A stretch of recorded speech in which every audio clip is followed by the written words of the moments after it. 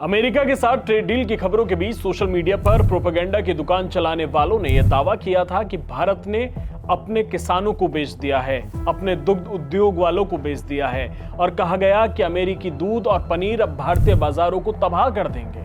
लेकिन इसके बिल्कुल उलट हुआ है। पीएम मोदी ने अपने किसानों के हितों को ध्यान में रखते हुए अमेरिका के सामने वो लक्ष्मण रेखा खींच दी है जिसे पार करने की हिम्मत ट्रंप नहीं कर सकता। अमेरिका ने बार बार भारत के कृषि उत्पादों जैसे दाल, चीनी, डेयरी, बागवानी उत्पादों पर रियायतें मांगी थी, लेकिन भारत ने साफ कर दिया कि किसानों और देश की खाद्य सुरक्षा की कीमत पर कोई समझौता नहीं होगा। इस डील से पहले भी पीएम मोदी ने सार्वजनिक मंचों पर स्पष्ट रूप से कहा है कि हमारे लिए किसानों का हित सर्वोच्च प्राथमिकता है। भारत किसानों, मछुआरों और डेयरी उत्पादकों के हितों पर कभी समझौता नहीं करेगा। उन्होंने यहां तक कहा कि इस दबाव को झेलने के लिए वो कोई भी भारी कीमत चुकाने को तैयार है, लेकिन किसानों का सौदा नहीं होगा।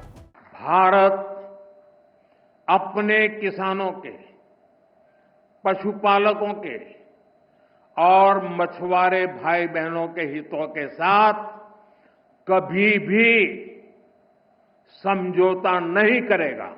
अब आप पूछेंगे कि फिर इन सेक्टर्स के लिए क्या डील हुई है, अमेरिका को क्या मिला है? तो भारत ने केवल उन चुनिंदा उत्पादों पर ड्यूटी कम की है जो हमारे घरेलू किसानों से सीधा कंपटीशन नहीं करते, जैसे डिस्टिलर्स ड्राइड ग्रेन्स विद सॉल्युबल्स यानी DDGS, वाइन, स्पिरिट्स, ये सारी चीजों पर जो है वो डील हुई है। विपक्ष और एजेंडा पेडलर्स ने दावा किया था कि भारतीय बाजार अमेरिकी सामानों से पट जाएंगे, लेकिन सच ये है कि भारत आज भी अमेरिका के साथ कृषि व्यापार में नेट एक्सपोर्टर है।